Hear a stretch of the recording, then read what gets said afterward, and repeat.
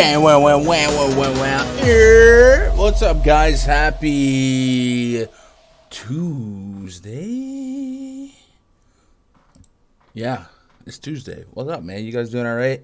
Hopefully you had a positive Monday night. If you didn't, hey, there's always tomorrow. Basketball's a little wonky. Had some good spots, had some bad spots. Did really good on the pitcher. PrizePicks calls yesterday was on, what's his name? Luis Garcia of the Astros. Took a shot on his outs and his strikeouts, and then went after Frankie Montas outs.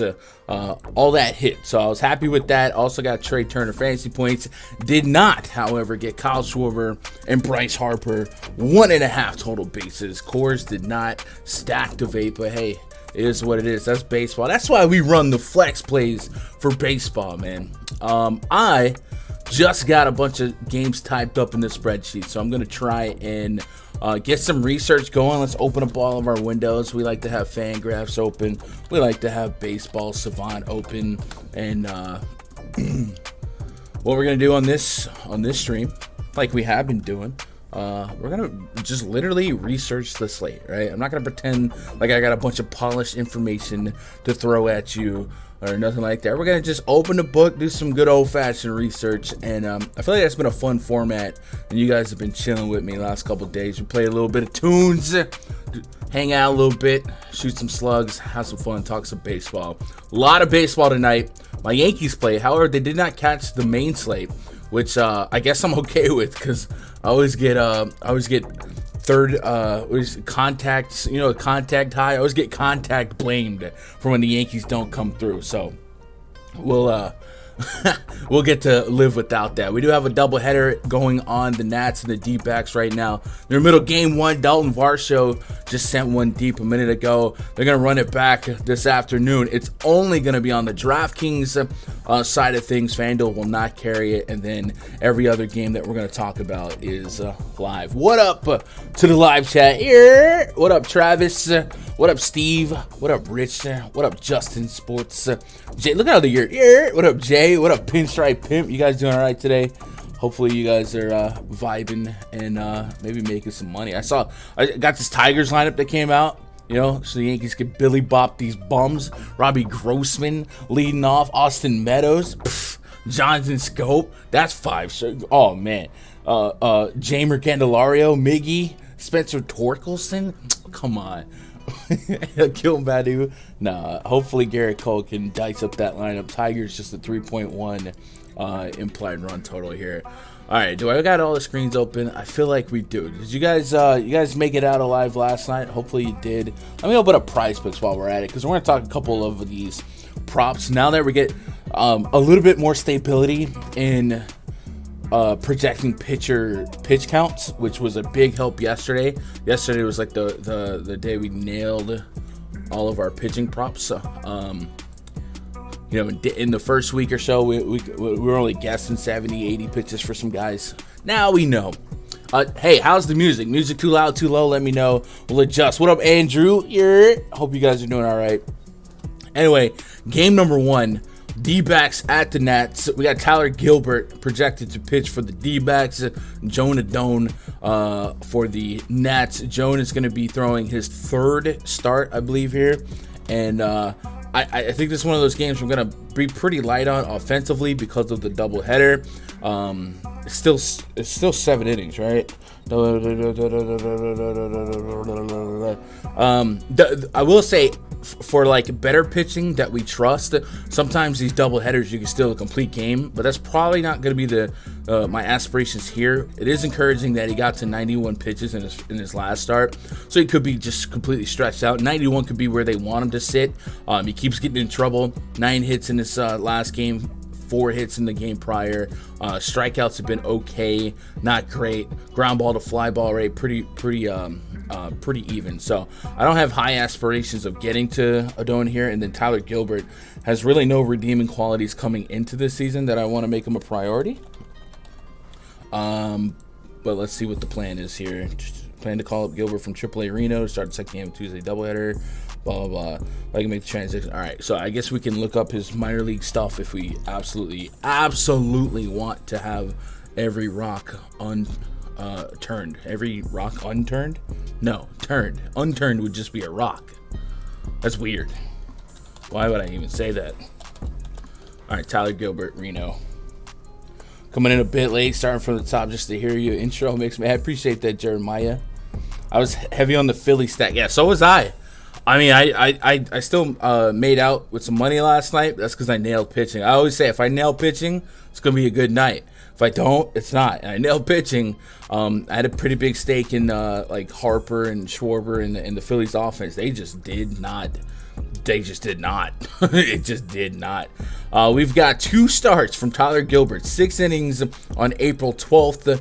Just 1 strikeout in that game. Gave up 6 hits, a bomb, 4 earnings. And then on April 6th, he went 4 innings, gave up 5 hits, 4 earnings, and a bomb. So absolutely no reason to want to roster Tyler Gilbert. And there's cause for maybe wanting to pick on him here. A whip at 1.4 overall in his first 2 start whip, and he's shown some power, so that's going to be consistent with his less than stellar numbers last year.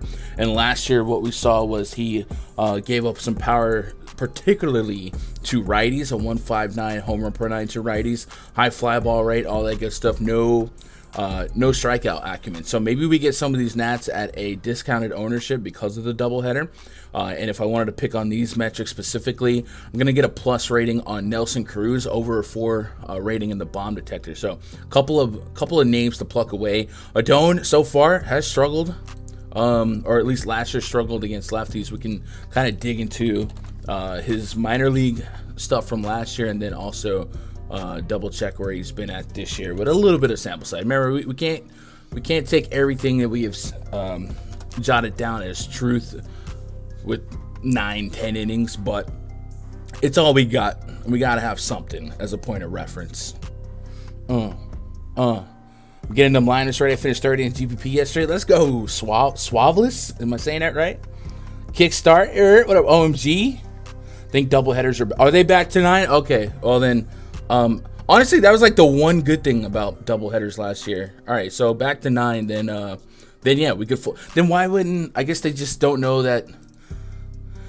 I was gonna say, I guess Fanduel just didn't want to take a chance of that game not having confirmed lineups by lock, and I guess that's fair. Okay, so if we're back to 9, then yeah, sign me up for Nelson Cruz and a national stack, assuming that their lineup is pretty linear to what we want. And that's gonna be Soto, Bell, Nelson Cruz. Those are the main 3 that we want to get to. I appreciate that, chat. I would have just gone all day thinking that game is 7 innings. All right, what am I looking for? Adone. Adone. So we want to pull up last year's minor league numbers. Basically, I want to see if the metrics I got against lefties are right, and then we're going to cross-reference last year to this year and see if we're seeing a trajectory that's consistent with his minor league DNA. 2021. This is where you load. I had a super low on San Diego, Colorado stack. McClanahan lineup did all right. Yeah, McClanahan was that dude yesterday. I went, Montes was my number 1 pitcher. Wasn't even close. And then I had about an even amount of Kershaw, McClanahan, and Luis Garcia. I thought once we saw no Trout and then we saw Rendon scratch, I was like, okay, the Angels suck. And there was a lot of 30% K rate, so I went after them. And then I had a little touch of the Reds pitcher, and that was fine too. All right, last year lefties 54 innings against righties, 55 Ks, 234 average allowed. All right, so this is a cat that has good strikeout stuff, but had some walk concerns. 14 walks in 32 innings against lefties, 18 and 54 to righties. A little bit of power problems to righties as well. So almost the opposite of what we saw early on last year. And then we can kind of look at what he's dealing with this year. If I remember correctly, that first start was against the Mets, and he was doing all right. And then they left him in there too long, and he gave up, was it a grand slam to Peter Alonso? I want to say. I could be wrong, but I feel like I rostered him that night, and it went from good to all bad real quick. This so far in the a bomb to righties, 2 bombs to lefties. So no redeeming qualities in wanting to take a shot on either pitcher. But knowing that this game is 9 innings. Yeah, I'll stack it up. Give me Soto, give me Cruz, give me Bell. Franco's on a little bit of pop in the last week or two. And then on the D-back side, Dalton Varsho just hit one earlier. So maybe he's swinging a hot bat, and Odon is showing a propensity to get got. So this should be a game worthy of targeting if you do want to stack it up on DraftKings. We got a 4.4 implied run total for the D-backs, 4.8 for the net. So, yeah, I'm with it. Let's go. Boston's my favorite stack as of now. All right. Let's see some tacos. Did they do tacos for baseball? I guess last week they did a taco on Shane Bieber strikeouts and he didn't get it. Got you on the wheel. Let's go, Corey. Yo, be safe out there, man. Just be safe out there. Okay. What's your biggest hunt on MLB slate? You prefer this over? All right. So I talked about this a little bit yesterday. MLB is my passion. Like I feel like I don't know, in the most humble way to put it. I feel like my knowledge and process is a little stronger than the average MLB content creator. So I love being able to, provide something that's really not out there. Like when NFL comes around, I want to do content for NFL, but real quick, I'm looking around and it's a saturated market, and there's a lot of people that are probably way more knowledgeable than me at naming 5th round linebackers that converted to corners for one season, and this coach liked him because his brother was a coach for the community college that this guy played a year for before transferring. Like, people, they kill me on that one, but shop around for baseball content, and it's pretty light on advanced metrics and a process that I like. So I do feel like I have a better purpose doing some MLB content. As far as money made, I've made more money playing basketball, NBA DFS, than any DFS sport. But I also said yesterday, there's not really like the prize pools for NBA on the daily versus what we get for baseball. It's just not comparable, and the contest selection is a whole lot different. Where if I want a mass center baseball slate, it's like either peasantry with the mini max, or you gotta really put like a card down payment to max center, $15, something like that. So hopefully we start finding a happy medium sooner or later. But my most profitable sport when it comes to net to profit, I guess, is basketball. But I love me some baseball. I do. Oh, the Discord vote has some baseball, but it ended up being a soccer taco. Soccer? I don't know soccer to know what's good or bad, but I suppose baseball would be just as volatile unless it was a pitcher strikeout prop or something. Let's move on to the next game. Blue Jays at the Red Sox. Yusei Kikuchi up against Nate Eovaldi. We got an implied run total of 4.3 for the Blue Jays, 4.9 for the Red Sox. Kikuchi on the bump for the Blue Jays. His first outing was against, his last outing was against the Yankees. Kikuchi was a guy that never blew me away over there in Seattle. There were games where he was throwing that cutter, eating innings, and getting by, but I never thought he was like an upper echelon guy to go out there and get. So when the Blue Jays picked him up,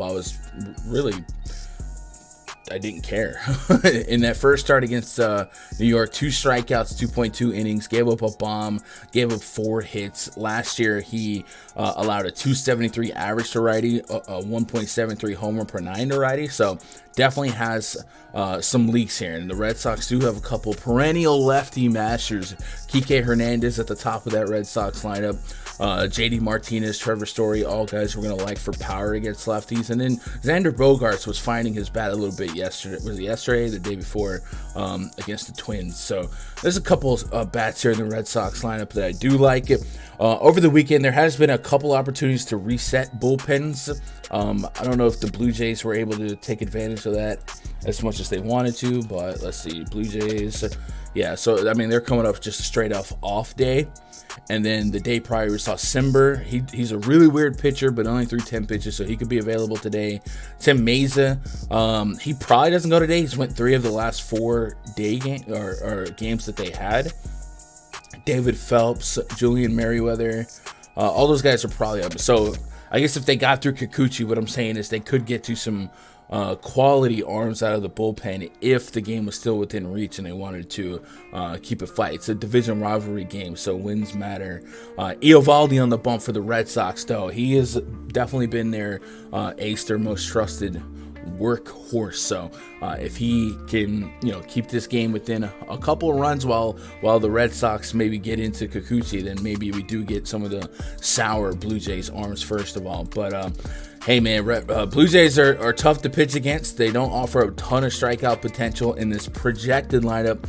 I got just Matt Chapman, Zach Collins, and Kevin Biggio as strikeout rates over 20% and 1 and 4. So only three big K guys here. So Eovaldi's gonna have to grind this lineup through. So this could be one of those games that does shoot out. Fenway becomes Fenway. It is less than 50 degrees out there in Boston, so maybe the temperature kind of keeps these bats cold a little bit, but that park's a little wonky. The Green Monster and the pesky pole might be able to just sneak away a couple of big games there. And then Vladimir Guerrero, he's almost better against good pitching than bad pitching. It feels like you get him in a park like Fenway, you're going to want to take chances here. So I'm more intrigued with both offenses. I don't want any piece of Kikuchi. I probably end up with no Eovaldi, but Eovaldi does have a little bit of strikeout potential that I'd at least consider it. But at 9,500 on DraftKings, I don't think he's going to make the short list. But I will, when I start making rough notes, I'm going to put Eovaldi here at the bottom. But like I said, at 9,500, I assume I'm going to be able to push him out the way with some other options later on in the slate. My baseball instincts are better than any other sports. I can't win decent in any other sports. I'm getting better at football. Football's cool. The thing with football is you got to hold your L for like a week, and last year, maybe it was just me, man. I felt like I was running headfirst into injuries week after week after week, and it was really unfortunate. But then, seasons prior, you can have season-long swings because there's 16, 17 weeks, 18 weeks of sample size. So you can go 9-9, but feel like you sucked. But yeah, it's not like a true daily game like NBA and baseball. It gives you a chance to bounce back and brush off the L's, though. Gunnis to Matt Gajeski of baseball. I will take that as a compliment. Matt is sharp as a tack at college basketball and USFL and NFL. 50 degrees, 60 miles went out Fenway. Out to center. So there's not really lefty pull hitters to take advantage of that. I guess Rafael Devers would be the main guy. I guess Verdugo can get into one. But that's what we really look for with the win there, unless we get, we can go oppo with some of these righties. But they probably just be trying to pull it over the monster. Can we get a year? Eovaldi has given up some dong shots this season, 3 and 2 starts. Yeah, the thing with Eovaldi, I say look out for it, man. He's kind of a velo guy. He can get through the lineup, the first time, and then you start cheating on fastball and stuff like that. Especially these teams that are a little bit more familiar with him, like division rival teams in the AL East here. So, and these are the Blue Jays, man. These are going to be guys that like hitting fastballs. So, definitely not unlike Eovaldi to give up some long balls. And the Blue Jays, it really doesn't matter who's on the bump. They can hit baseballs. George Springer and Vladdy Jr. have really positive ratings against the fastball, and this pitch report here, the way this works is 0 is kind of the league average. It's a linear scale, so the further above 0 you get, the better you are versus league average. Usually you get some anomalaic numbers for like splitters and I don't know, sometimes you get a knuckleball or something like that. But there's no pitch with a bigger sample size than fastball. So to see George Springer and Vladimir Guerrero with these positive grades against the fastball, pretty incredible. So I probably will get to Blue Jays here, and with the fastball grade in mind, George Springer and Vladimir Guerrero are going to be probably two of my favorite plays from the Blue Jays. But I'm not recreating the wheel there, man. That's pretty obvious. So give me some Blue Jays. Give me a little bit of Eovaldi from now, and we might tweak that back. No Kikuchi for me. A little bit of Red Sox. Let's move on. Rays at the Cubs. Matt Whistler up against Justin Steele. The Rays have a run total of 4.2, Cubs at 4. It's a little over 40 degrees. That was that ugly snowy game yesterday. We actually got a little bit of power out of it yesterday. Not a lot. We got a Patrick Wisdom bomb. He was like top 4, top 5 in the bomb detector, so that was cool. But today we got Matt Whistler taking on Justin Steele. Matt Whistler, a little bit of strikeout potential, but pretty sure Whistler was coming out of the bullpen last year. So let's see what the story is for Whistler, unless I'm just an idiot. I remember he used to start for like Atlanta, right? But then he became a bullpen piece. Hey, it looks like he's the projected opener. So we probably slap an inning on him. Do we know who's the long reliever? Josh Fleming. So let's look up Josh Fleming. We don't really care about Whistler, right?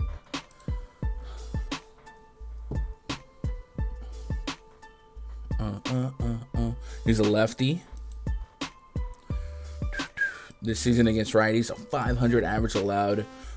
Sure, that's sustainable, right? Let's go back to last year. Actually, let's just type his name in the spreadsheet. Hello? Last year, 280 average allowed to righties, just an 11% K rate to righties. However, that was on purpose, a 57% ground ball rate. So he's going to try to ground ball these Cubs into some outs here. Cubs are looking pretty righty heavy. Even if Ian Happ's at the bottom of the lineup, he could turn around and bat righty against Josh Fleming. So one of those spots where they're going to dare them put the ball in play. You know, he put the ball in play. Sometimes good things happen. But from this far out, he could just eat some innings. And we like to target power in Wrigley. So I'm probably not going to get to Cubs as a full stack, but I think guys like Suzuki, Wisdom is intriguing. If you're going to be a pure contact pitcher against like a pure power hitter that can't that strikes out a lot like Wisdom, right? 40% K rate. Matter of fact, we turn him around here real quick. Wisdom against lefties, a 44% K rate, but a 246 ISO, and overall last year a 16% barrel ball rate. So Maybe we get into some of these guys where you are challenging them to put the ball in play. Maybe they leak into one, and then of course we're really probably only getting one plate appearance through the long reliever anyway. So we're just kind of betting on talent, and it's up to you guys to decide whether or not the Cubs have talent to bet on. This is that Big Mac Whopper song. So weird. Matt Whistler's from my hometown. Man, that's pretty cool. You know who I went to school with? I went to school with a couple of pro athletes, but the one that's most notable lately is my boy Caleb Smith, and he's kind of been hit up pretty bad the last year or so. So it's kind of rough. One of these days I'll message him on Facebook with, "Yo, I appreciate you giving up that bomb to Nelson Cruz or something," you know. You think 4-4 stacks is best for Fanduel? So when it comes to stacking, so I do prefer the 5-man stacks on DraftKings. I know on FanDuel you can only max 4. I guess naturally I end up in a lot of 4-4s or 4-3s. I truly believe that the 4-4, the 4-3, whatever that is, that's going to really be up to you and your risk tolerance and what you like sweating the most. Because when you full send, full stacks, you're going to fall flat on your face sometimes. Last night, Phillies, they'll show you, a great example. They'll completely disappear as a stack. And when you're stacking for baseball, you're selling out for one team or two teams to truly deliver, you're essentially giving up any type of floor that you would have from good plays to really just chase a ceiling. You're open at team drops 10, 12, 13 runs, something like that, bunch of bombs. And that's not your atypical result from a baseball game. That's one of, probably less than 15% result on a day-to-day slate. So if you have a big enough risk tolerance to understand that the most likely outcome for your stack is to be average or bust, then yes, because we are chasing that smaller percentile where they are a nut outcome or optimal outcome where they hit so many bombs. So I personally do, when I play on FanDuel, I'm either doing 4-3s or 4-4s, full sending, just letting it fall, whatever happens. And on DraftKings, I'm either doing 5-2 or just 5-man stacks and full sending, depending on the slate size and the read. But I don't want my process to be your process, because I'm way more numb to the results just because it's been 5 or 6 years of this. But I understand how stressful it was. I remember how stressful it was my first year or so. I'm like, man, how can people play this? There's so much variance. This is stupid. It's all luck, blah, blah, blah. Well, you know, if you can be a little bit more level-headed, then I would probably recommend stacking, but I also would only recommend stacking if you were firing a bunch of lineups, right? If you can get to 20, 30, 40 lineups, something like that, and represent, you know, a bunch of ranges of outcomes that you think have the strongest potential of happening, then do that. If you're only running 5 or less lineups, I would not worry about stacking as much. I would be more so focused on maybe positively correlating a couple clicks from each team. You know, 2 guys that are in the top of a lineup here, 2 guys here, and stuff like that. So it's a really, really complicated answer, I guess, but I don't want to cheat you with just simple yes or no. Hello, Mia Moore. I hope work is great. Went to high school with Chris Barnett from MMA. I went to junior high and high school with Denario Alexander, man. Played for Mizzou. Played for the Chargers. Torched my Giants one year. Really good dude. I remember my first day at the Marlin Junior High. He had to give me a tour around the school, and he used to be so small. He was like the smallest dude on the team. We played football together, and I was the biggest dude on the team. And now this dude is just like, I don't know what happened, but one summer, man, somebody watered him, put him in the sun, and he sprouted. And he made it, man. So kudos to him. Let's move on to the next game. We are getting a couple lineups starting to bleed out, but I think most of these are not for the main slate. Oh, yeah, a couple. So we'll adjust as we go. But let's talk about the Pirates at the Brewers. JT Brubaker taking on Corbin Burnes. The Pirates right now have a run total implied less than 3. So Corbin Burnes getting a little bit of respect here. Minus 272 money line favorite are the Brewers. So they're expected to get to Brubaker, and Corbin Burnes is expected to hold his own here. He's had kind of a mixed bag of nuts results-wise. So let's dig into his metrics through his first couple starts, see what we can't take away from his 2022 campaign beginning. 16% overall swing and strike rate, got to 18% in that last outing against Baltimore. The first pitch strike, this is a little weak. We want that to be well above 50, but we'd like it to be 60 to 70% on, you know, the elite levels. But at least he's showing his strikeout potential still there. And then we want to keep an eye on the pitch velocity. So average fastball this season about 90, 96. Backing up with a cutter 57% of the time, around 94.5 miles an hour, and that curveball 20% of the time. So cutter, curveball has been his main pitches. We compare that to what we had on record for last year. Cutter, curveball, main pitches, 95 on the cutter, 81 on the curve. So nice little 13 mile an hour difference to back up this car. So a little lighter on the velo on the cutter, but maybe not enough to alarm me. So yeah, you guys believe in progression for Corbin Burnes. I think I do. And then the last piece of information I want to grab for Corbin here is how many pitches did he get to? Got to 97. So that's a huge sign. That lets us know he is fully stretched out, 100 pitches in the tank. We should be ready to go. So with all of that information and looking at this projected Pirates lineup, which currently has a ton of strikeout propensity. Diego Castillo, remember we looked him up yesterday. Hey, we got a bomb out of him yesterday against that lefty. I hope you guys maybe grab that piece of information. But a lot of 1-5s and a lot of 1-4 K rates. So kind of hard to not go ahead and type Corbin Burnes up as probably the top pitcher right now pre-flop. He's checking a lot of boxes. Big favorite here in a pretty soft matchup. Only Vogelback and Brian Reynolds have a 200 plus ISO against righties in the last couple years, and then Corbin Burnes against lefties. Man, he has been keeping the ball on the ground, reducing power, so this is a big time spot. So I want to look at the K factory, and then we'll let this be an opportunity to maybe look at his strikeout props. So we open up this K factory. I've kind of explained this. I don't want to explain explain it again, but essentially it's going to compare the projected lineup with Corbin Burns' metrics, his pitches per outs, pitches per plate appearance to get an out, and it kind of gives us a soft equation on what we might expect for 1, strikeouts, and 2, outs achieved. So if we give him 100 pitches, I don't want to go to 110. I think he stretched out 100 pitches where we need to live.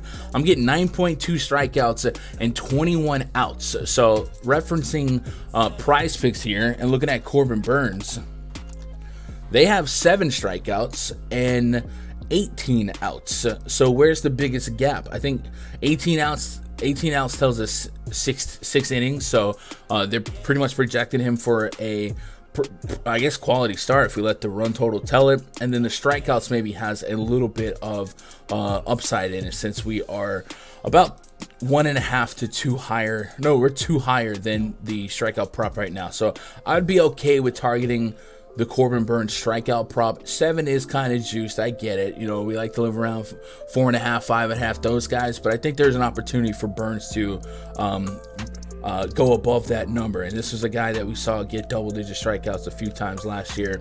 8 against Baltimore, 7 innings. So either way, the out projection is higher to get him into the 7th inning, and then the strikeout projection is higher. So we do like Corbin Burns. I would say maybe don't place a bet yet until we have the confirmed Pirates lineup, because it could change. Maybe they have a couple guys that are a little bit scrappier, or maybe they have more implied strikeouts coming. But great spot for Corbin Burns. So I imagine Corbin Burns is going to be our number 1 ranked pitcher on the slate right now.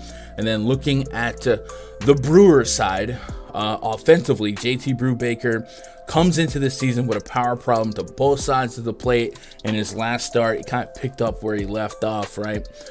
Gave up 5 hits in 4.1 innings. So far, more than a hit per inning pitched. The earnings have been there. The walks have been there. He has struggled out of the gate. And then let's open up that game log here. I'm going to look at his swing and strike rate.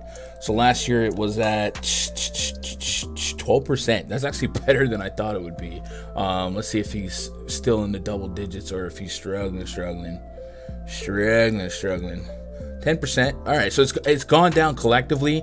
9.8% last game, 12% the game prior. So not a big enough fluctuation from one game sample size just for me to truly care. First pitch strike's been there. He's just not a quality pitcher, I guess.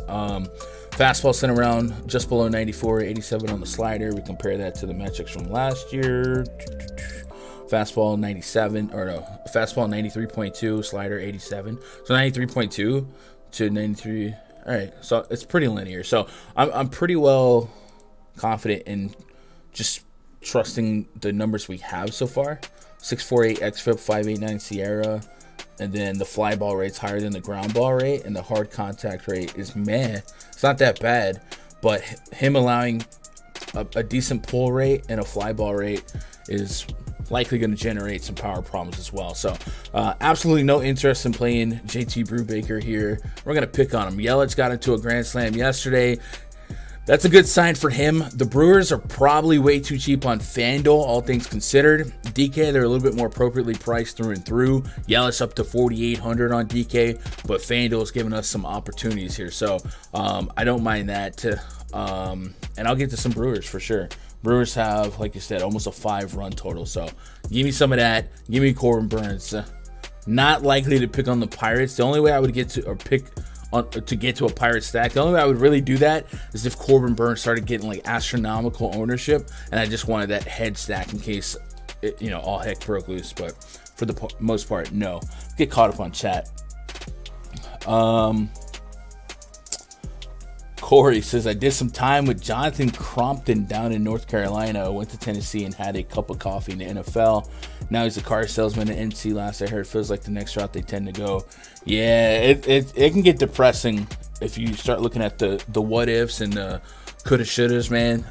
We all went to high school with cats that probably had the ability to be a top player in any league athletically, but they just went down the wrong path. That's life, though. That is life. Prison stories, huh, Corey? We gotta share some prison stories, man. I think I have a different perspective, though. But yeah, a lot of A lot of fun. Anyway, Angels at the Astros. Patrick Sandoval taking on Framber Valdez. This is our pitching matchup. We have a run total of 3.7 for the Angels, 4.5 for the Astros. Not sure if the roof's going to be open in Minute Maid. If it is, it would probably be one of the better temperature hitting environment games on the slate. If it's not, it's still, neutral, and we would like it. We're just looking to see who's actually in the lineup for the Angels today. We got a pair of southpaws going at it, and Framber Valdez, even though the Astros have a 4.5 run total, he's almost a 160 favorite here. 10.2K, kind of hard to get to, but my interest in Valdez, much like Luis Garcia yesterday, is going to be heavily contingent on the lineup that the Angels put out, because that lineup gets really bad really fast if it's missing a few key pieces. Mike Trout, Anthony Rendon being the most notable pieces. I know Ohtani would give love and respect to him, but he will strike out, especially against lefties. So if we get a lineup again for the second day in a row that has no Mike Trout, has no Rendon, you probably find me in the streets with some Valdez exposure, and I might be shopping some of his props, specifically on PrizePicks and whatnot. So we'll keep an eye on this lineup. To my knowledge, neither Trout nor Rendon have been placed on the IL, but we have seen in the past where they just don't put Mike Trout on the IL because he's Mike Trout, and what are they going to do? Resign Justin Upton, so they just let him linger. So maybe it's one of those situations, but I think I heard there was negative x-ray, so probably just taking some days to himself here. Sandoval on the bump for the Angels. Last year was fine against righties, had an elevated walk rate against righties. The ground ball rate was also high, the hard contact rate kind of low. I think the Astros are just a team that I'll stack almost nightly right now. Sometimes it hits, sometimes it won't, but if you're going to be closer to a contact pitcher or a pitcher that will or a contact team against a pitcher that has some strikeout acumen, I think the Astros are one of those teams that can bleed through against a strikeout pitcher. Just 14% K rates or less for half of this projected lineup. Altuve, Brantley, Bregman, Gurriel, Kyle Tucker. I mean, they don't really strike out, so I like their chances of putting the ball in play and maybe being pesky to Sandoval. Sandoval does have some strikeout potential, and there's going to be spots this year coming up, and I have played him in previous starts where I will roster him, so I kind of in the back of my mind hope he gets beat up here at 6,900 and stays around 7K and gets like a weak matchup coming soon, because I do think there's going to be slates where he just gets strikeout per inning or greater, but I don't think today is going to be that day that I take a chance on him. Let me double check his stuff so far this season just to make sure that he's not missing a beat and I'm sleeping on it. Yeah, I know what I mean. Head bop. Oh, fudge. What did I click?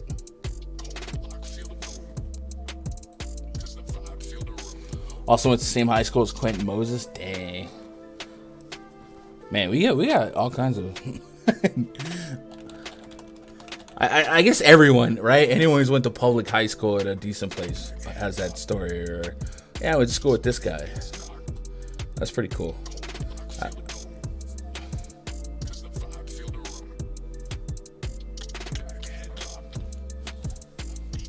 17% swing and strike rate in that first start against Miami, 55% first pitch strike. So, yeah, it looked like he's picking up where he left off, but I just don't think that the Astros are the team I want to pick on to tap into strikeout upside. 6,900 is pretty cheap, though. Right now, I'm going to say no, but I will get some Astro stacks. Hope they can maybe get Sandoval out the game early and then maybe dig into that bullpen a little bit more. No, maybe Valdez, too. If we get no Trout, Rendon, I mean, this lineup goes. I mean, it's already got a lot of strikeouts against lefties and just in general. But if we lose Trout, Rendon, those are two big boppers. 900 OPS last couple years against lefties. That makes this lineup a little bit weaker, and we're just get around Ohtani. Let's talk. So if this lineup does come out with no Mike Trout or Anthony Rendon, or really just one of them, I'd probably have to take a second glance at Valdez, but he is 10K, so I understand being a little bit cautious here. Let's move on to the next game here. This next game, we actually have a pair of confirmed lineups, so I'll get those typed in here, and then we'll break down the pitching matchups. Luis Ariz, Jorge Polanco. Polanco swung a really hot stick in that last Fenway game, as they try to compensate in the absence of Byron Buxton right now. Ooh, this lineup gets a little weird down here too. Poor Gary down here batting 8th. Twins have one of those situations where they DH a catcher, and then they also have they have Gary Sanchez and Ryan Jeffers. So you're really hoping you don't get the wrong catcher that goes off here.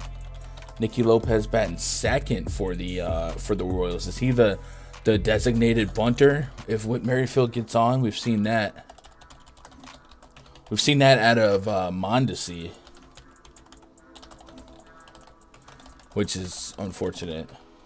That's the worst, when you have a guy in the stack and you look up and he's bunting and you're just like, what?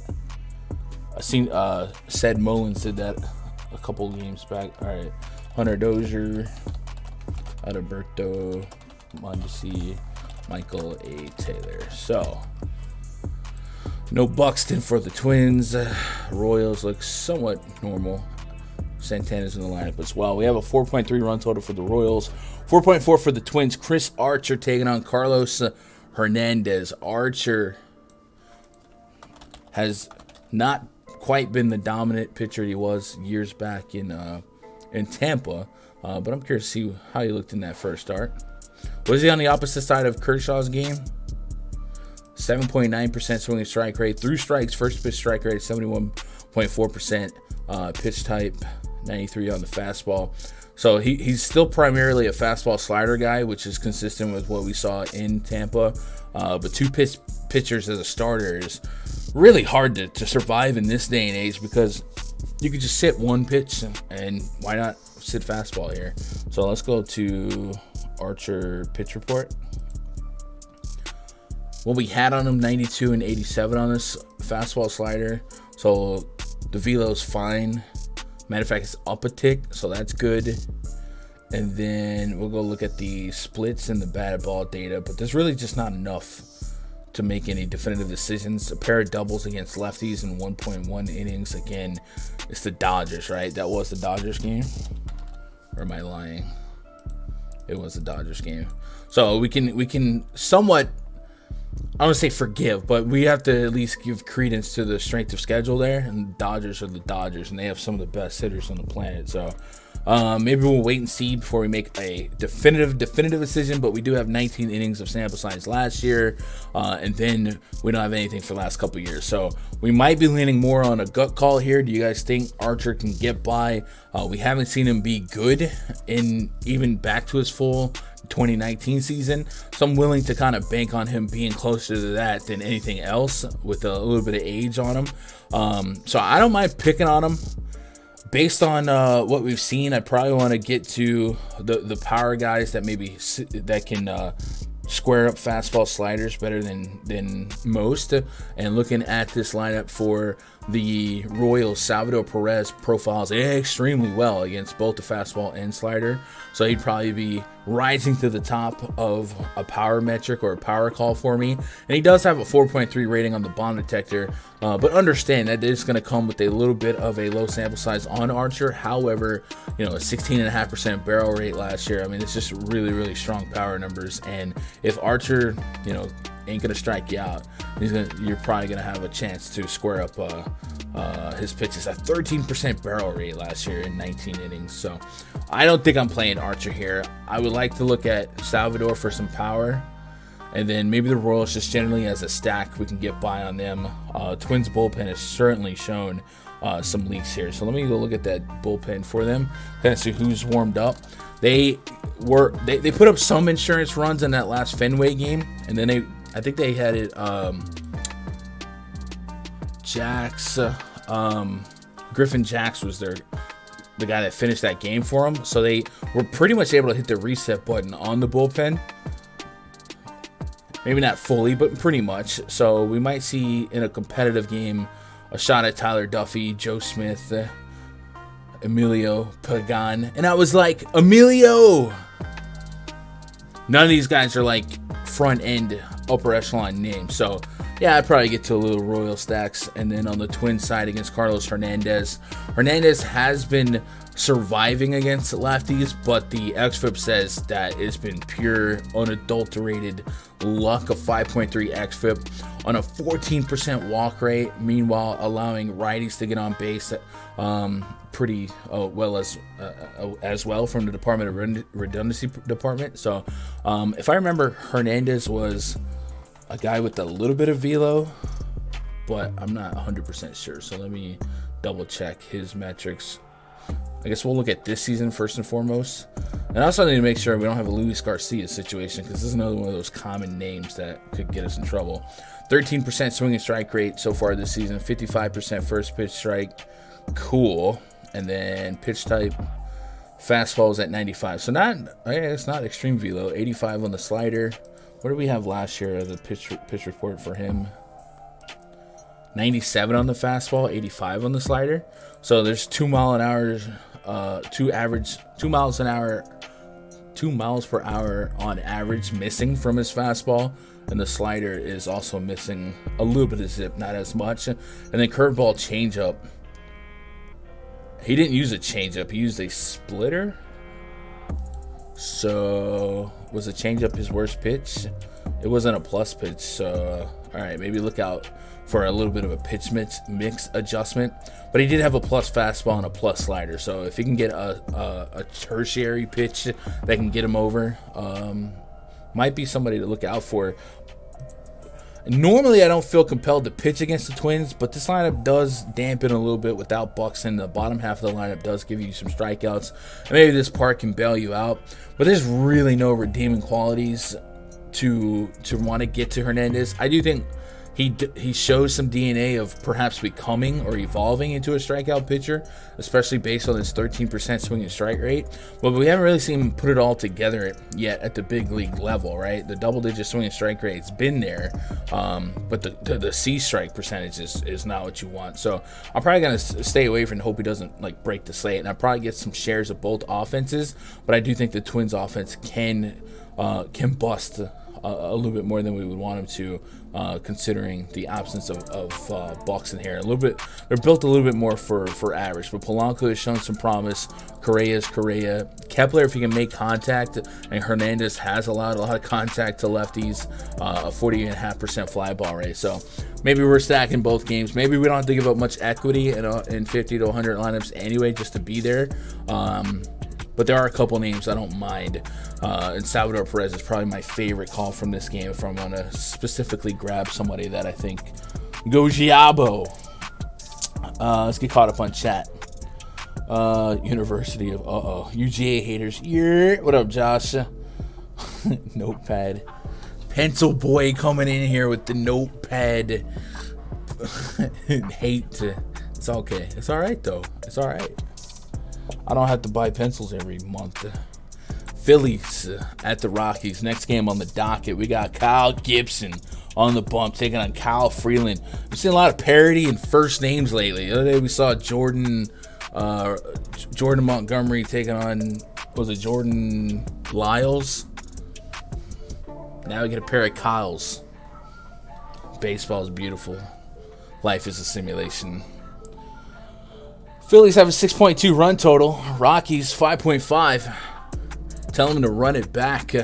Phillies maybe a little bit of a Coors hangover before it even got started yesterday.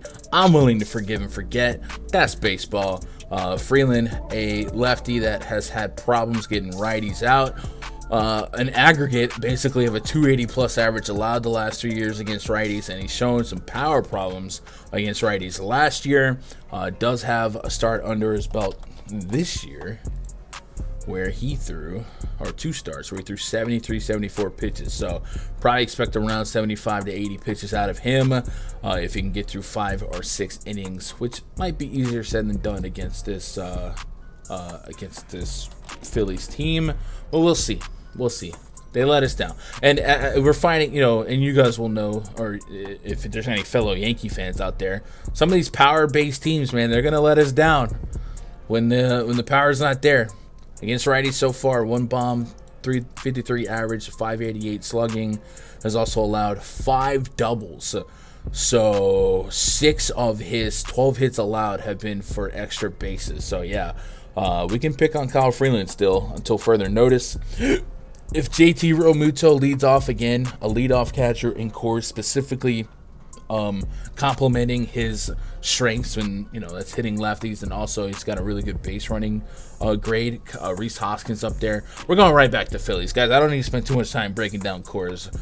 Coors will fail sometimes, it'll succeed sometimes. I like the Phillies quite a bit, so we're gonna add him as one of our top stacks. Freeland on the bump on the other side. We're not playing Freeland. We're not playing. Likely not playing Gibson, but if you thought 6,600 could BS you into a game, sure. I don't think I need to get to Coors pitching today.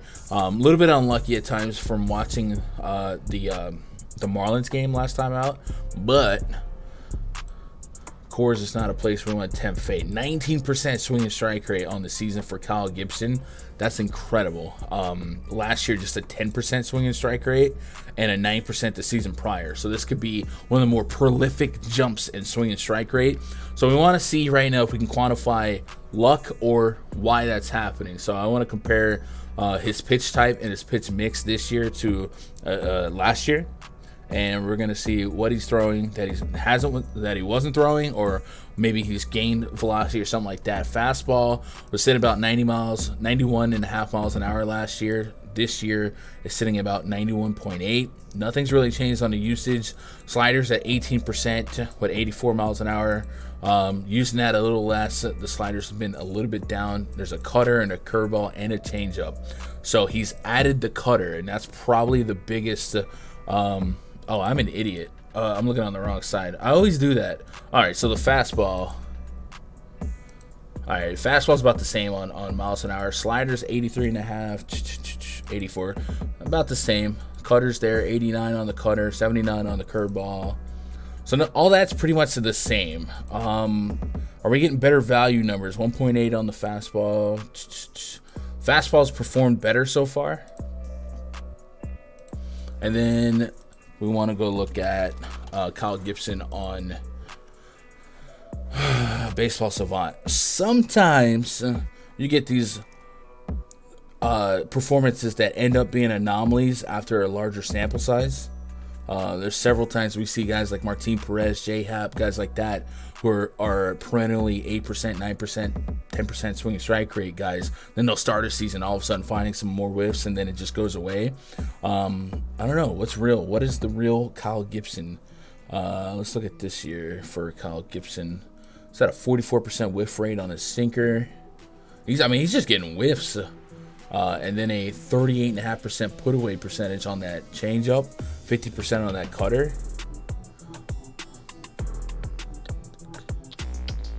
So he's definitely he's jumped up on that sinker when it comes to whiffs and putaways. And then the quality of opponent may be a little bit in his favor. Maybe, right? Miami and Oakland. Maybe it's just like a perfect storm. I don't know. Have any of you guys done some Kyle Gibson research? Let's go team stats. I remember that Oakland game where we all just kind of looked at all the red in the Oakland lineup. We're like, yeah, that's a strikeout lineup. Oakland is 8th in strikeouts so far. We can even isolate it a little bit if we wanted to.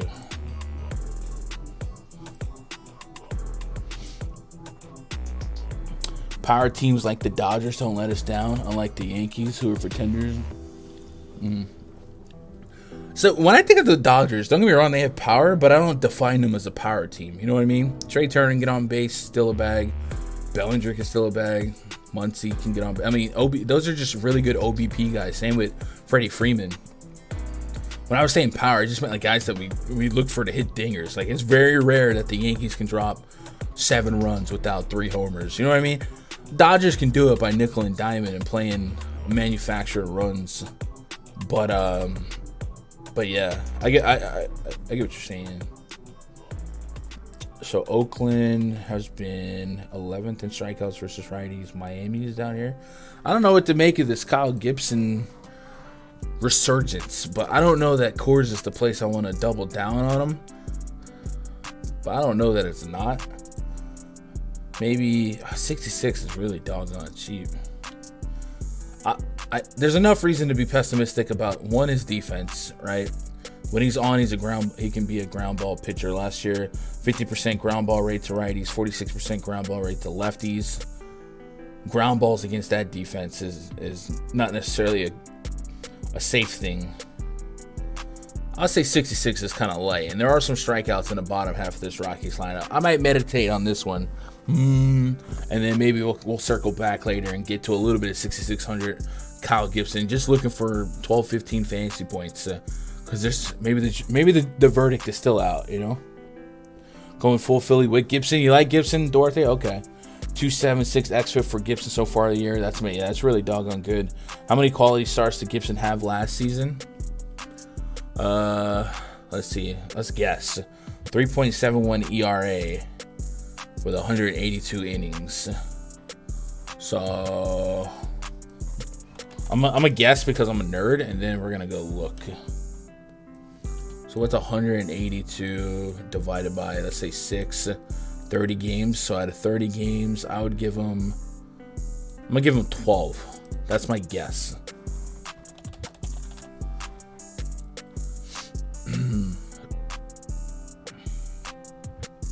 That would be my guess. Let's go. Actually, let's just Google this one. Kyle Gibson quality starts 2021.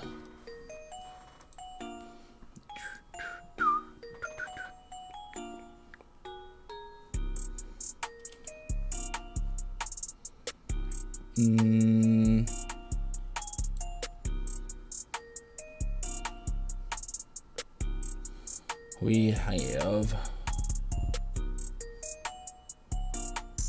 19 quality starts. Holy cow. That's really good. That's more than 12. Yeah. Can he hold the Rockies to 3 or less 6 innings? I think it's 6,600. I'm more interested right now than I should be, and I need to get the freak away, cause it'll just be my fault when the Rockies drop 15 tonight. Devin Booker's gonna be the second taco. All right, cool. By the way, we're gonna do a NBA PrizePicks stream in about an hour. I'll go with 14. Nice. Top 3 pitchers on DK today. We're working on that, Greg. I think Corbin Burns is right now setting up to be number 1. I'm stacking cores, by the way. Both sides. Whatever. Scumdacker.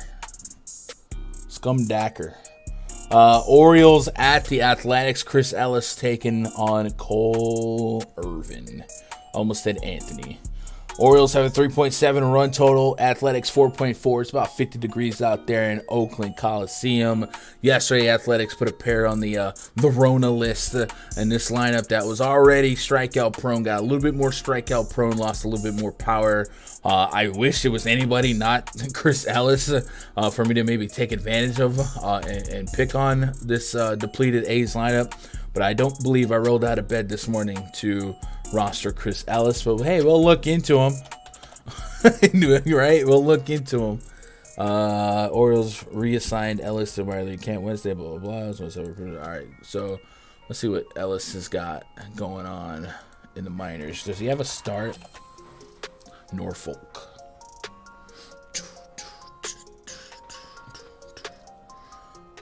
I need to DoorDash a bang. I'm at a bang, y'all. I bought 3 yesterday and they only had 1, and I didn't think about it until now. 4 innings on the 13th, 5 strikeouts, 1 walk, no hits. So I wonder how stretched out he truly is. And then we look at last year, see what he was working with. Splits 2021. 19.2 innings, 23 strikeouts, 36 innings against righties, 35 strikeouts. So about a strikeout per inning. The average is higher than you want. The whip is ridiculous, 1.5 plus whip, because his walks are nutty. Yeah, I probably don't. I want to, right? I want to pick on this Athletics lineup, but I probably don't. And then, did he have any power problems there? 6 bombs and 19 innings to lefties. That's not what you want. 8 bombs and 36 innings against righty. That's not what you want. All right, so unstoppable force and movable object, suck versus suck. Which one wins? I guess we're gonna learn today. So if you want to stack some athletics, go for it. Obviously, Sean Murphy's about the only guy I really get behind for some power. Maybe you get behind some Seth Brown. I'm not gonna run to athletics here and probably expect this park to maybe contain an explosion or whatever, but yikes, this lineup is very watered down from a state of being that's really not that great to begin with. Coley Irvin on the bump for the Athletics. Last year, a huge contact guy, really been that way for 3 years. Expected ERA 5+ the last 3 seasons. The Sierra is really, really high, and we have a lot of sample size last season to really key on what his strengths and his weaknesses were. He has shown a power problem to righties, over a 1 homer per 9 the last 3 seasons to righties. A line drive rate that's 20 to 30% the last 3 seasons. Fly ball rate's kind of elevated as well. So if we want to pick on him with a power righty, who might profile well? Maybe Trey Mancini, Mountcastle might be able to get into one. Santander. Ultimately, though, it's going to be a more pitcher-friendly park. With that said, bad hitting beats bad pitching in my book, and the Orioles just might be able to bleed through Cole Irvin and put up some numbers here. Even Austin Hayes. If Austin Hayes, and there, I think there's a range of outcomes where Hayes bats a little higher in the order. If he gets up there, I could get behind him. I don't want to come out here telling Orioles overs, but a sub-4 run total for the Orioles versus these metrics does feel a little bit disrespectful, because this guy's not good.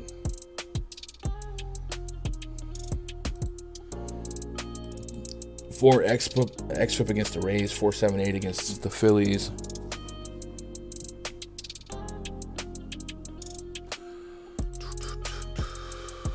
You know how we did? How many quality starts has Kyle Gibson had? How many times has Irvin gotten through like a game without allowing 3 runs? Just out of curiosity. I don't know. Let's go game log. Let's go advanced. Maybe standard. We'll go standard and we'll go to last year. And let's just look how many games. 4 earned runs, 5, 3. There's a 1 here. 6 innings against the Angels. Okay. 2, 7, 3, 3, 3, 3. The homers are at 3, 2, 1. Man, this is not great. Batted ball, what is that telling us on xFIP? 4, 5, 6, 4, 5, 5, 7, 7. I mean, this is ridiculous. If I was an Orioles fan, I'd probably root for my team tonight by betting on them to score 4 or more runs, because they're getting semi-disrespected with Irvin here, being a contact guy, and the Orioles have a little pop in them, you know, a little bit. Let's get caught up on chat. Smack that like button. Yeah, man, hit that like button. Where are we at? 15, 35? I appreciate that. We can get to 50, perhaps. The advanced metrics didn't look good for him. For Irvin, Mancini in tournaments looks good. Yeah, I can get behind that. Like I said, the park could just steal all of our power or whatever, but it is what it is. What are you gonna do? What are you gonna do? You know what you can do, though? You can play on PrizePicks.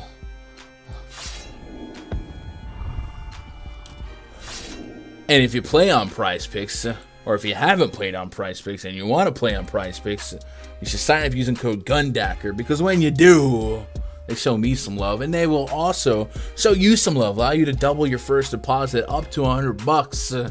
And that's great. That's like a free $100 that you can spin, mix, and match. We're getting the best of 2 sports tonight. We got basketball, we got baseball, and then if you're into some of these other sports, esports, soccer, golf, stuff like that, there's a little something for everybody up there. I have been trying to share some of my favorite picks in the free Discord every day. If you guys might have caught that yesterday, like I said, I think we only got 2 wrong, which was Harper, Schwarber, but we hit Montes outs, we hit the strikeouts and outs for Luis Garcia. We hit the Trey Turner fantasy points, and we hit the no-run first inning in the Wrigley game. So 4-2, not bad if you mixed and matched. We'll take it. Maybe we'll keep that going. So if you haven't signed up for PrizePicks, certainly do so, and then use my code because they reward me when you guys sign up using my code, and then it helps keep these streams free every day. Every day. I love to see that. Seth Brown over Hayward, last man in. Over Jason Hayward, yeah, probably. Like, I'm not in love specifically with either one of them, but I would probably say that out of the two of them, the next guy to hit a home run is probably Seth Brown. You know what I mean? How do you feel about Kikuchi? No, not touching him. I'd pick on Kikuchi. I don't see myself really ever pitching Kikuchi this season unless it's just like I can't miss depleted lineup or something right there, you know? Favorite 2 MLB PrizePicks of the day. Skimmer, let me circle back here in a little bit. I do think I can get behind some of the Corbin Burns stuff. I'll revisit that. My projections like him for the over on strikeouts and the over on pitching outs. So maybe that's one to jot down for now. But we'll come back to that as we wrap up. What up, Conscious? Hope everybody's doing all right. Champions get it right. Reds at the Padres. Next game on the docket. Reaver San Martin taking on Joe Musgrove. San Martin has didn't he have an opener last game? Did he just go back to him starting here? That's cool. That's cool. So far, San Martin, 5 innings against righties, 250 average allowed, no bombs, has allowed 4 hits, and the strikeouts have not really been there. We'll see if he's somebody that we should be looking to be finding strikeouts as he gets more and more big league pitches under his belt. By checking out his minor league stats from last year. If I remember, like the Reds actually had a couple of pitchers that looked like they were going to be good. We talked about Lovolo yesterday. Hunter Green has been really, really good. Literally, you know how some people say, hey, that boy got a cannon. That boy's got a cannon. He could throw a fastball at someone's head and you're probably dead, right? Like, there's no two ways around that. How morbid. 12. Is this 2021? Yes. Last year, 12 innings to righties in the minors, 18 Ks, 5-5 there. Home run problem? No, not so much. 1 bomb to righties. Then we go. Is that it? Is that all I got last year? All right, cool. What's on the pitch count for him? 75. So we might get 80, 85 if he's dooming. If not, then we dip into that bullpen. We know that bullpen can get got. Let me double check the walks here. No walks against the Dodgers, 5 walks against the Braves. Dodgers just 2 hits in 5 innings with just 2 strikeouts. So it looks like the BABIP must have been insane. So we can actually quantify that. So first of all, plate discipline, a 6.7% swinging strike rate against the Dodgers, and they had 2 hits to show for it. That's incredible. So a BABIP in that game. Or excuse me, he had a 3.12 xFIP. That's not bad, a 2.56 Sierra. But like we said, the BABIP must have been really, really low. A 143 BABIP. Yeah, he got a little bit lucky, but the xFIP and Sierra are not against him. So I'm willing to pick on him with a couple of these Padres bats. Manny Machado's been really, really good. The other night, what was he, 4 for 5 or something like that? Stolen bases, home runs. He's starting to show a little bit of that old Machado-esque ability. And then, if you got into Will Myers, Luke Voigt, somebody like that, I don't mind grabbing a couple of these bats here. Do I sell out for a full Padre stack? And maybe a couple. If we get the right lineup, right? If we get Austin Nola at the top of the lineup, Machado up there in the first inning, maybe a Luke. Yeah, it would get to a couple, but it's not going to be like a core stack for me. But I definitely will probably get to some. Joe Musgrove on the bump for the Padres. So far, so good for him. He's taking on a Reds team that certainly has some strikeouts built in. If you can get to Aquino a few times, he's almost good for 2 or 3 a game, it feels like. Didn't he have like a 70% strikeout rate going into yesterday?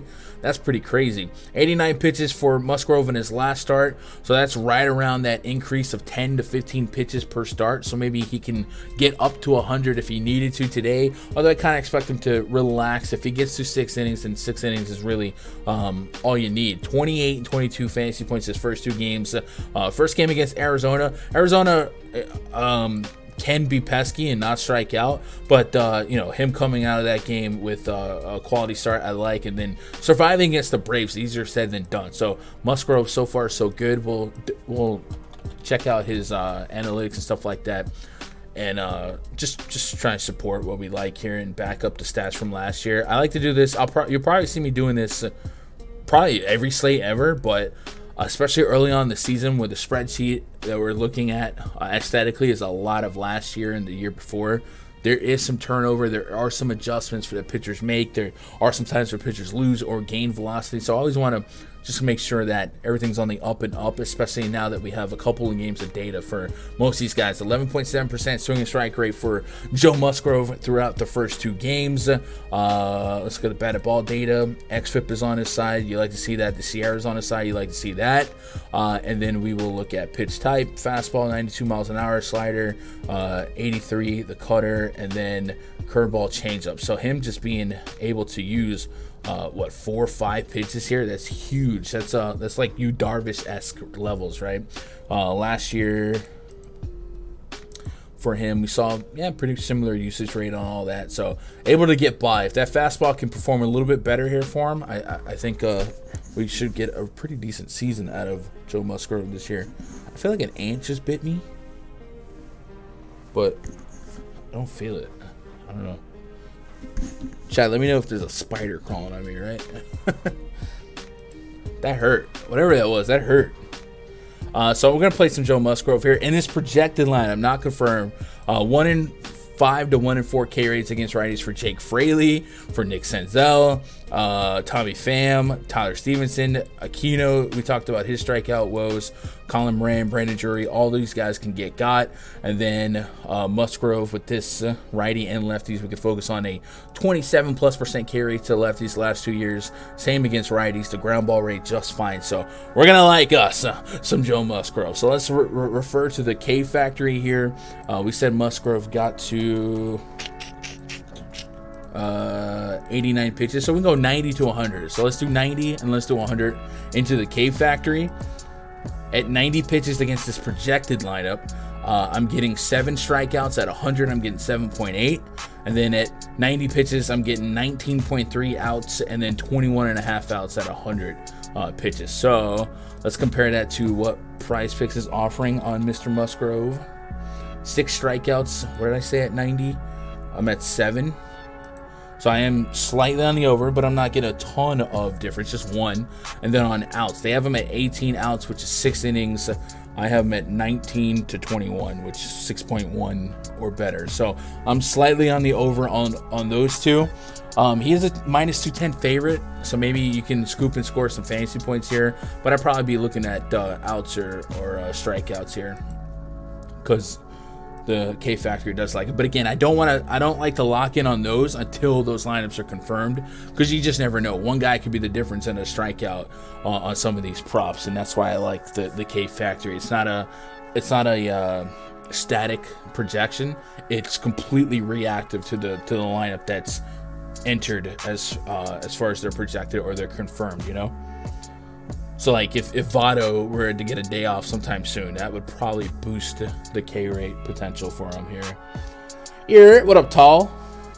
Giant says, is 6 innings pitched, 5 Ks, and 1 earned run out of the range of outcomes for Kikuchi? I mean, nothing's out of the realm of outcomes for pitchers these days, but 5 Ks for Kikuchi?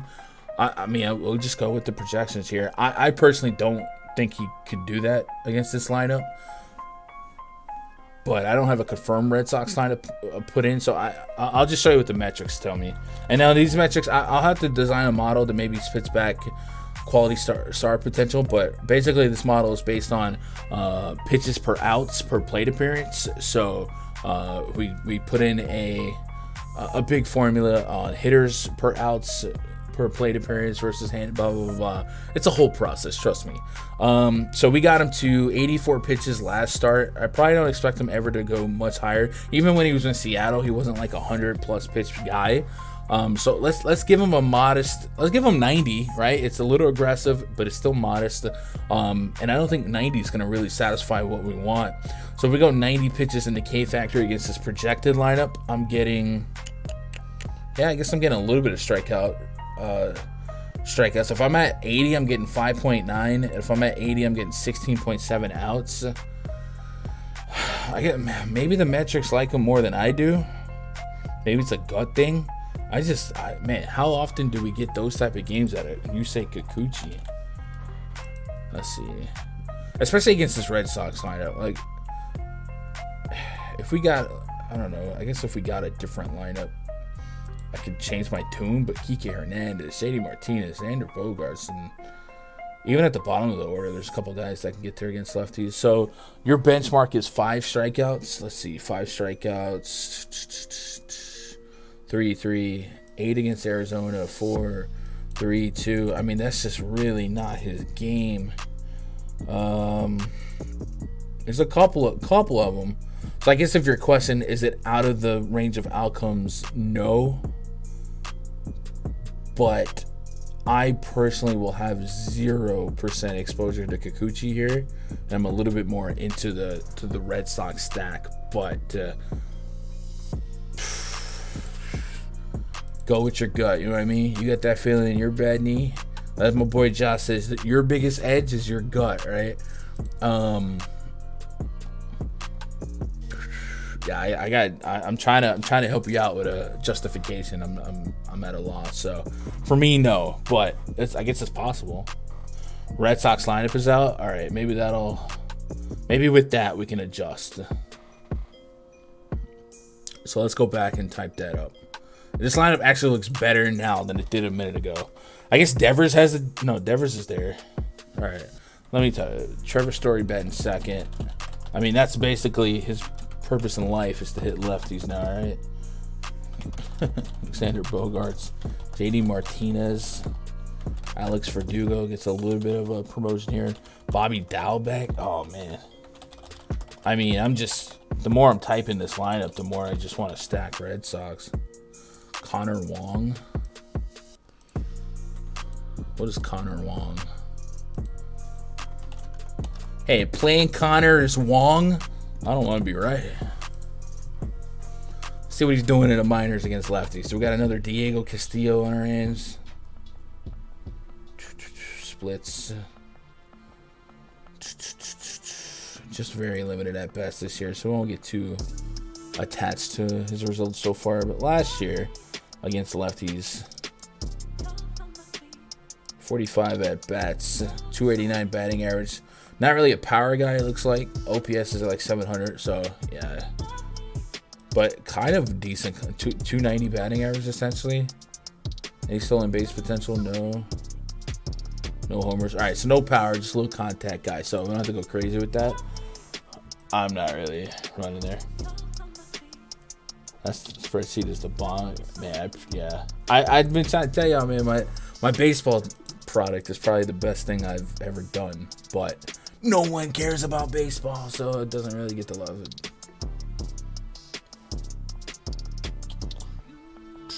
Wong came up because Plawecki got the Rona. Man, Rona's making its rounds, ain't it? I thought it was done, and then Paul George goes down, and then we're losing a couple baseball players to it again. What are you gonna do? Just a short replacement catcher because the backup catcher. Yeah. All right. Let's move on to the Rangers and the Mariners. We've got John Gray on the bump taking on Robbie Ray. John Gray, I think he missed a start with a blister, but I think he's good now. I got him a season-long. Robbie Ray, the reigning, defending Cy Young. Acknowledge him. That was dumb. Don't acknowledge him. He's a bum. Got scared. Had to leave the AL East. Just kidding. Robbie Ray last game got 88 pitches, so he's pretty much stressed out. 92 to 100, 6 innings plus in both of his starts. White Sox got him. Hey, White Sox will get you, especially if you're a lefty.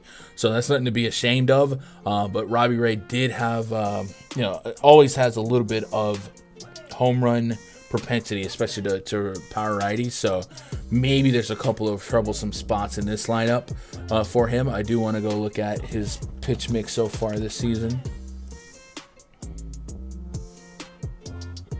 We care, bro. We care, bro.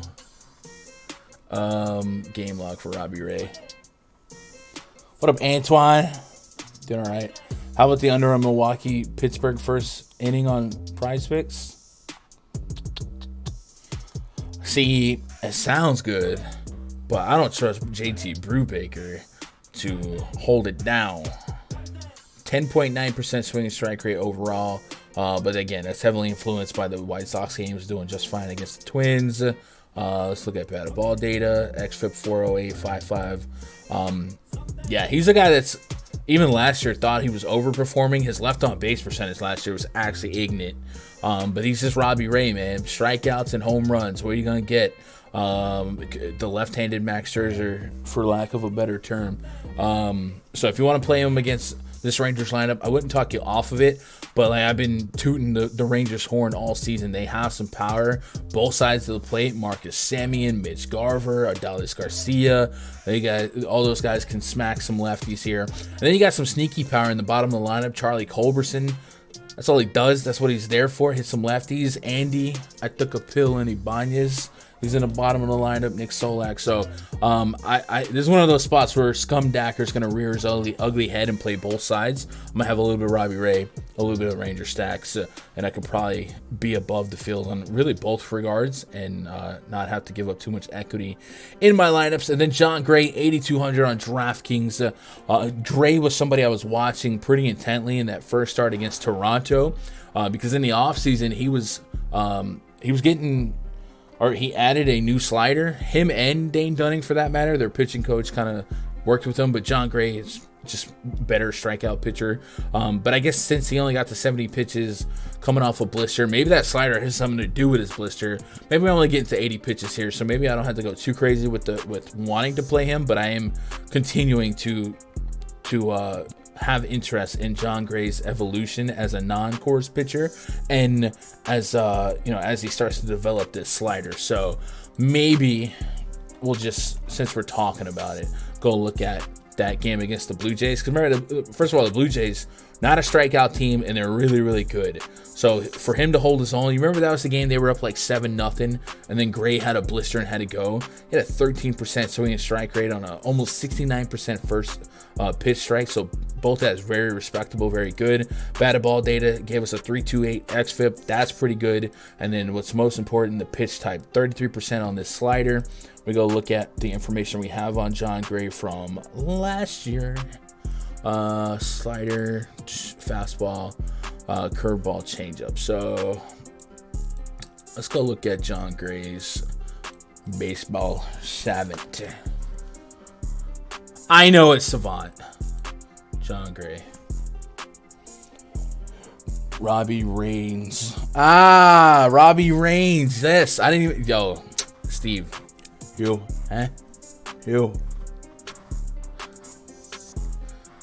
Acknowledge him. Who would be Robbie Ray's Usos?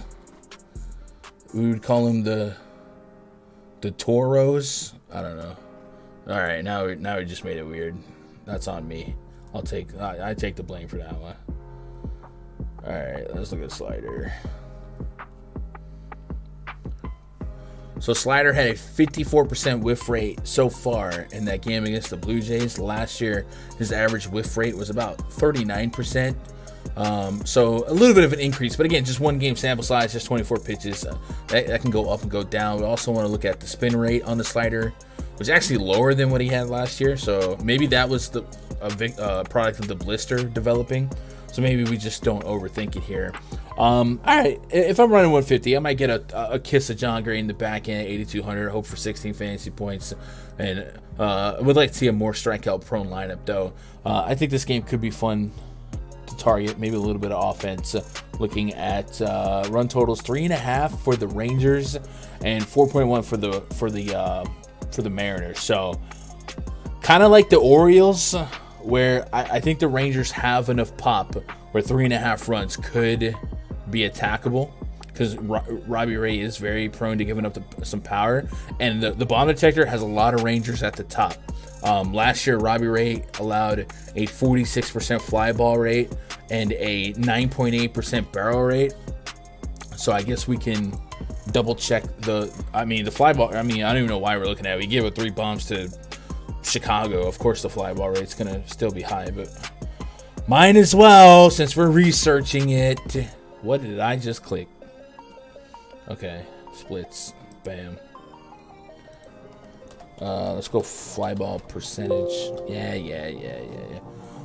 Against righties, fly ball rate. It's actually lower. With a 31% home run to fly ball rate. Yeah, that's sustainable. 40% hard contact rate. So the hard contact rate's still up there. Yeah, it's Robbie Ray. He gives up bombs. So 3.5 runs is kind of just like chip in a chair territory to me, right? Bloop and a blast and another bloop and a blast. Marcus Semien, Mitch Garver, Dallas Garcia. If we look at the bomb detector early on, I believe we had several Rangers at the top, including like Mitch Garver. Yeah, Mitch Garver's at the top. So a little disrespect on their Rangers run total. I'm just saying it. Playing both sides. It's another variant going around. It's crazy. All right, we got one game left we'll talk about. Then if you'll humor me, I'll go back and I'll update some of the lineups that have come out. And then if you guys got questions, comments, concerns, throw them at me. Hey, we have a free Discord. Link to that's in the description below. If I can sift through the slate later, find maybe 4 or 5 of my favorite baseball picks for PrizePicks, I'll get them typed up and I'll share them in there. We also have RunDFS.com premium memberships that you guys can jump in there. Go to RunDFS.com, click VIP memberships, and then I believe the promo code MAD. You just want a little gift here. I think MAD, M-A-D, as in the Mad Scientist. That's a promo we've been doing for those morning videos. That'll give you 10% off any of these. So if you want 10% off, you want to try it out, get the spreadsheet, add it to your tool, your daily repertoire, expedite your daily research process. It's all there. Beat drop. Let's go.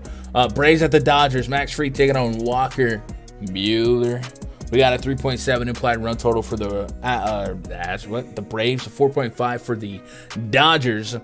Fried has a few starts under his belt, as does Mr. Buehler. Both offenses, we get a little bit of respect to, more so maybe for the Dodgers. You guys see Freddie Freeman hit that. He saved that home run for the Braves. 5.1 innings out of Fried his first 2 starts, 84, 78 pitches. So we're going to hold him around 80, 85 pitches. Hey, that's cool. And then what did we see out of him in those first 2 starts? Well, he allowed a lot of hits, 8 and 7, so more hits than innings pitched. 1 walk, no homers yet. So let's see if his ground ball rate has been good. Let's see if he's been unlucky. Last year, he had a ground ball rate of 52.8% against righties, 47% to lefties. Didn't allow a bunch of power. So we're going to be looking for BABIP and hard contact and ground ball rate in his first 2 games so far. So plate discipline, 12%, median, cool, that's fine.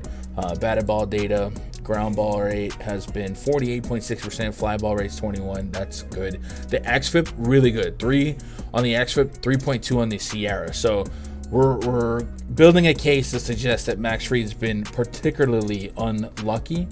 And then BABIP has been 395. So we're looking for like 270, 310, somewhere, around 300, like a good batting average. And he's been on the unlucky side of that. So what WHIP and Sierra is suggesting, if you guys are unfamiliar with those terms, essentially think about it as an ERA. So ERAs are results-based metrics. Sierra and xFIP kind of better used to be predictive, meaning if they keep pitching the way that they were pitching, even though this is the results, this is probably the more likely outcome going forward. So Max Fried, there's nothing to worry about yet, even though the results haven't been there. With that said, it's the Dodgers. I'm not running to pitch against the Dodgers, but maybe Fried has another rough outing and his next start he becomes underpriced and we can tap into the Sierra and the XFIP and the expected ERA, all that stuff being on his side. But yeah, I think at 9.2K, it's going to be hard to justify paying that price for any pitcher against the Dodgers, but especially a guy like Max Fried, who's not a giant strikeout guy anyway. He's just ground ball through a couple innings here and walk away with a dub, and that's not easy to do against the Dodgers. Dodgers minus 149 favorites on the money line right now. So probably staying away from Fried on DraftKings. Walker Buehler on the bump for the Dodgers here. If I remember correctly, before we looked at his last start, we only had about a 10% swinging strike rate, which we thought could have been a little bit alarming. Only 4 strikeouts in 5.2 innings against Cincy, 5 against Colorado. That was at Coors. So I do want to see if he found some swinging strike rate or if he's still been a guy that's daring you to make contact and then waiting for that put out spot. So let's go game log on him. Play discipline. 11.4%. So overall, it did go up. He did get to a 13% swinging strike rate against Cincy. However, he lost that first pitch strike quite a bit. Went from 86% to 54%. So maybe that was a little bit of give and take. We'd like to see that come up a little bit and look a little bit more like his average last year is 65%. Even if it is giving up a percentage on his swing and strike rate. And then let's go back to his pitch type here. Fastball's been fine, 94, 82 on the slider. We compare that to our pitch report. Last year, fastball, 95, 85 on the slider, cutter, curveball. So another one of those guys that has a million pitch types. So Walker Buehler will be in the pool. I will say, I think I'm going to have Corbin Burnes number 1 overall. And then Joe Musgrove is probably going to be number 2. So I need to go back to making some notes. Joe Musgrove. And then I'll probably throw Walker Buehler. And it's really just a respect on matchup. I think Burnes and Musgrove had the weaker matchups with strong stuff and lower price points than Walker Buehler. So probably no Walker Buehler or probably a lot less Walker Buehler for me than the Burnes and Musgroves of the slate, especially at almost 11K, right? We've watched these prices kind of evolve, and we've kind of foreshadowed this. You're going to see this with a couple pitchers as Garrett Cole or Max Scherzer, DeGrom, as these guys build up their pitch counts to where they need to be. If you're going to be able to throw 100 plus pitches and have good stuff, you're going to have the ability to drop 30 fantasy points. Well, we haven't seen that out of Buehler yet, and he grabbed a $1,000 increase in price, but this is pretty much price for a pitcher that is liable to get you 30 fantasy points. Can he do it? Yeah. Is it the likeliest outcome? Probably not, but I'm going to have some exposure to him because I also say that you get to 20 plus fantasy points from a pitcher on a bigger slate, there's going to be 2K bats to compensate for the lack of salary there, and I just take the raw points from pitching. So Walker Buehler's a yes, but he's probably 3rd on the podium. And that's all I got to say about that. Power problems. Where was this? I know he gave up. Did he give it up to Aquino? I want to say he gave up a bomb to Aquino, but don't quote me. It was like a weird guy that had been struggling. Gave up 1 homer in that last game. And that was to a righty. So if we wanted to pick on either pitcher with a power bat, Matt Olson's probably somebody we'd be looking at. Austin Riley, Marcelo Zuna.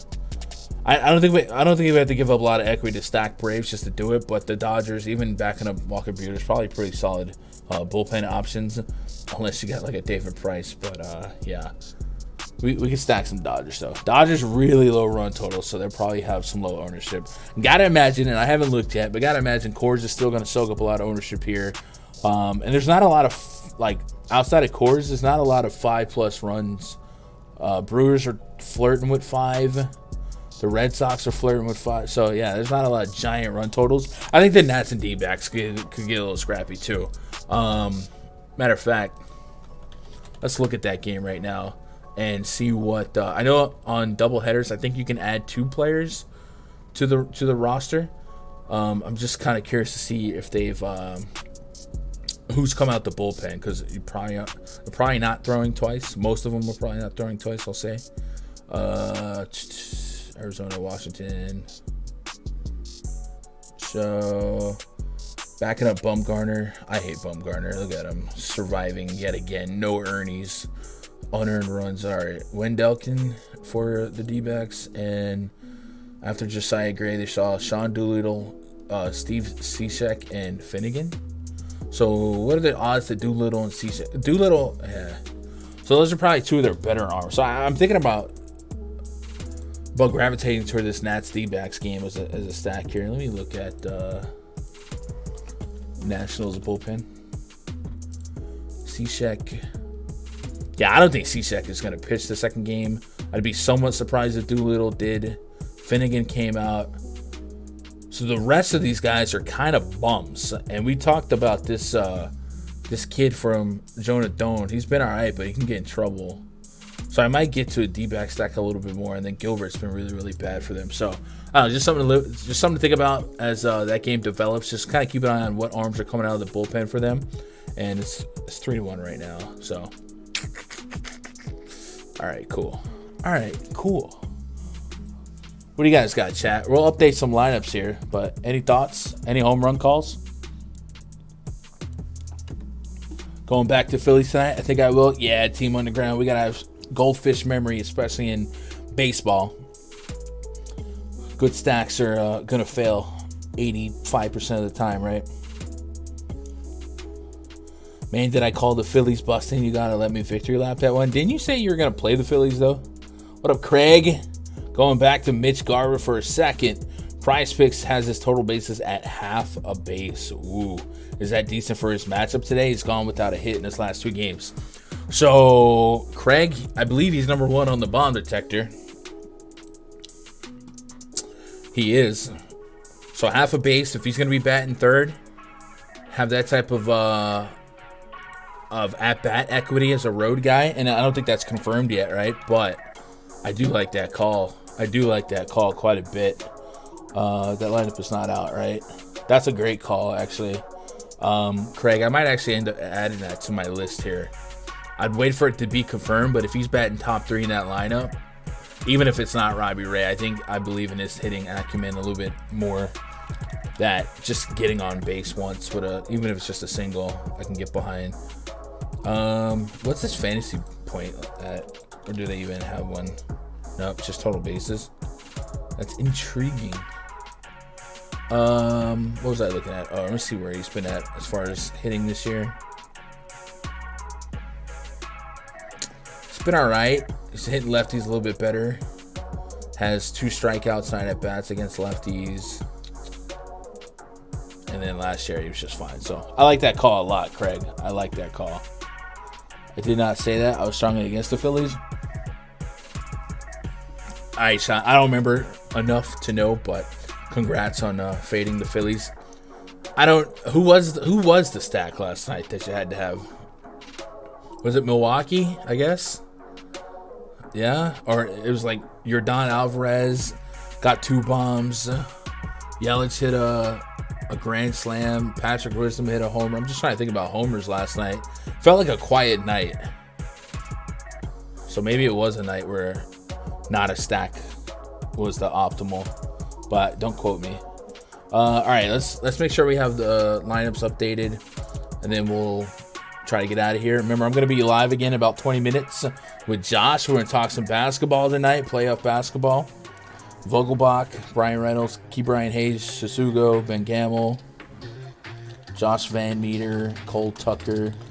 So this is actually actionable information because we were already discussing Corbin Burns props. So now that we have this confirmed Pirates lineup, we can go back to looking at some of these props. So first of all, big strikeout potential in this lineup. Kevin Newman's the only guy with a sub 20% K rate. And we know Corbin Burns is fully stretched out. Just as a reminder, his last start, we saw him get up to 97 pitches. So I'm just going to plan 100 pitches on him as a projection. Then we go to that K factory based on this confirmed lineup now. 100 pitches is going to get me almost 9 strikeouts and 21 outs. And PrizePicks had Corbin Burns at 7 strikeouts. So I get almost a +2 there and 18 outs. So I think 7 innings and some strikeouts are there for Corbin Burns. I like that a lot. So maybe jot that down. And then what else we got on confirmed lineups? We got Twins and Royals. We already had that. We do have a Rockies lineup confirmed. Connor Joe, Charlie Blackmon, Chris Bryant, CJ Crone, Ryan McMahon, Brendan Rodgers, Randall Grichuk. Hello, I am Elias. Batting 8th, boom, locked in.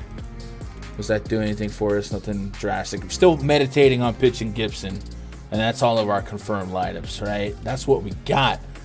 Twitter.com/Gundacker. You guys got anything else for me? I might go ahead and tweet out the bomb detector later if it develops a little bit more. But like I said, in the free Discord, I'll try and share some of my favorite PrizePicks MLB player prop plays, and then we'll have all the coverage in the VIP today for baseball as well at rundfs.com. So a lot of stuff going on that you guys can be part of. Where we at on likes? We're at 41 likes. So if a couple of you guys want to hit that like button on your way out, that'd be great. 50, 60 plus likes would be great. I am going to get out of here. I'm going to go ahead and get to work on the NBA player prop stream that we're going to do, myself, Josh, in about 15 minutes. So if you want to come back, go grab yourself a drink, candy bar, something like that. Hey, let's come back. Let's talk some NBA props, and we'll have some fun, man. I definitely appreciate you guys always make it part of my day, be part of your day. Please tell somebody you love them. It's a crazy word out there. I love you. Good luck. God bless. And go win some money.